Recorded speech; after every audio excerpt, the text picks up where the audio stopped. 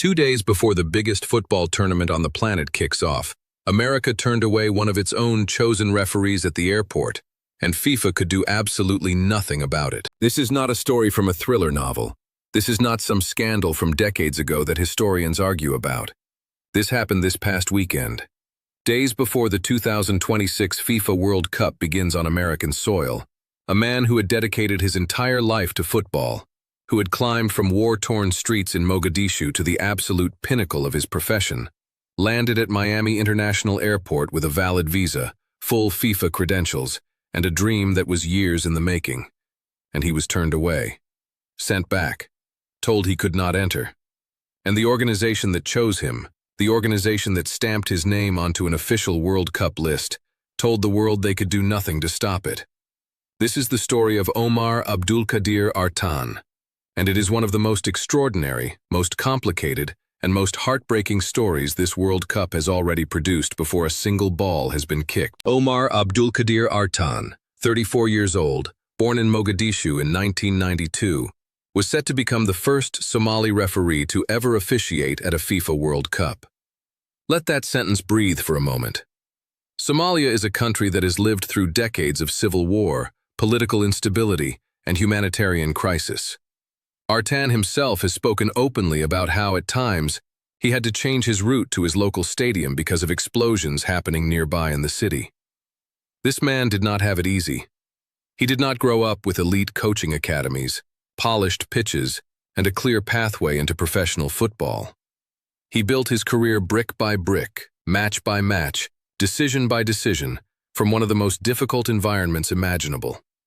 And yet he made it. He actually made it all the way to the top. Artan made history in January 2024 as the first Somali referee to officiate at the Africa Cup of Nations, overseeing a Group E match between Tunisia and Namibia, a match that produced one of the tournament's most memorable upsets. He did not just survive at that level, he thrived.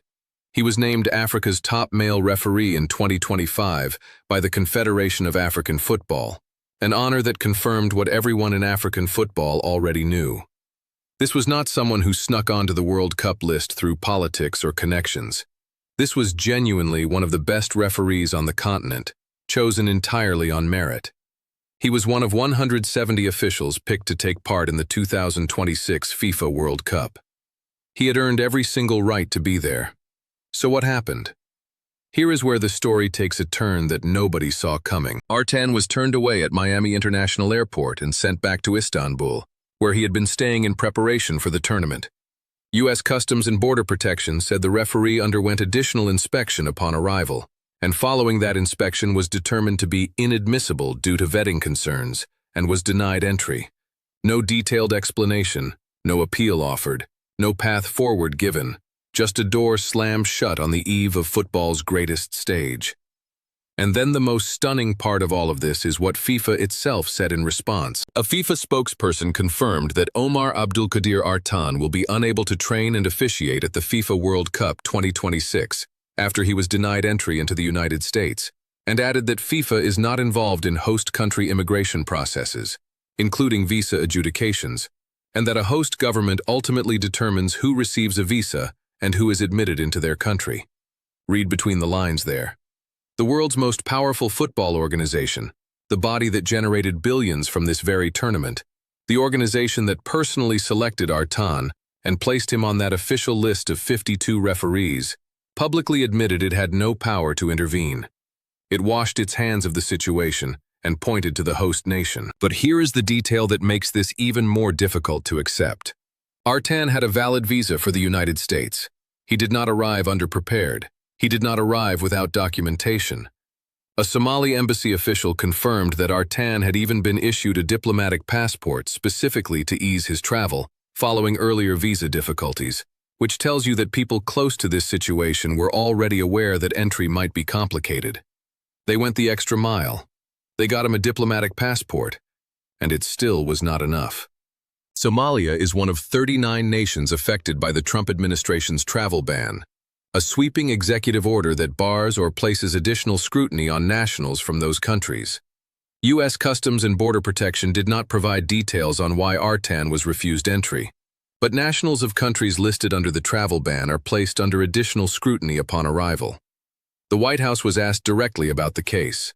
Andrew Giuliani, who leads the White House task force on the World Cup, told BBC World Service that while he could not go into detail, it was the right decision by Customs and Border Patrol, and he supported that decision. No elaboration, no evidence offered, just a statement of support for the exclusion of one of Africa's finest referees from the tournament the United States is hosting. Now, the Artan case did not happen in a vacuum. This is part of a broader and deeply troubling pattern that is already overshadowing the tournament. After subjecting Iraq striker Ayman Hussein to a 7-hour interrogation and denying entry to the entire Iran national team except for individual matches, the United States had now also blocked Artan from attending the World Cup. Think about the scale of what is being described here. Players from participating nations, officials with full FIFA credentials, a referee chosen by the governing body itself, all being caught in the machinery of U.S. immigration policy just days before football's biggest celebration. Homeland Security Secretary Markwayne Mullin confirmed that ICE agents would be present at the tournament, saying agents were not there to enforce mass immigration, but to enforce the law, and that anyone deemed a criminal would be arrested. The football community reacted quickly and with genuine anger. Cisse Aden Abshir, a senior advisor to Somalia's Ministry of Youth and Sports, and a former national team captain, told AFP that Omar Artan is among Africa's most respected referees and deserves the support of the entire football community, adding that denying him entry and preventing him from officiating scheduled matches harms not only him personally, but also undermines football's commitment to fairness, merit, and the spirit of fair play. Those words carry weight, the spirit of fair play. The very language of football, the universal promise that the game makes to every participant, regardless of where they were born, was being invoked here because people felt it had been broken. For his own part, Artan responded with remarkable dignity. In a statement obtained from a Somali official, he said that despite the circumstances, he was in a positive mood and focused on the next challenges in his refereeing career. He thanked FIFA and CAF for their support, promised to keep his refereeing levels up, and wished his colleagues all the best success during the World Cup. A man who had just had one of the greatest opportunities of his life stripped away, days before it was supposed to happen, responded with grace and professionalism. The contrast between his composure and the bluntness of how he was treated could not be sharper. What does this all mean for football? Because there is a question buried in this story that every fan, every governing body, and every future host nation needs to grapple with. FIFA chose 52 referees for this tournament. It selected them on merit, announced them to the world, and built its officiating structure around their presence.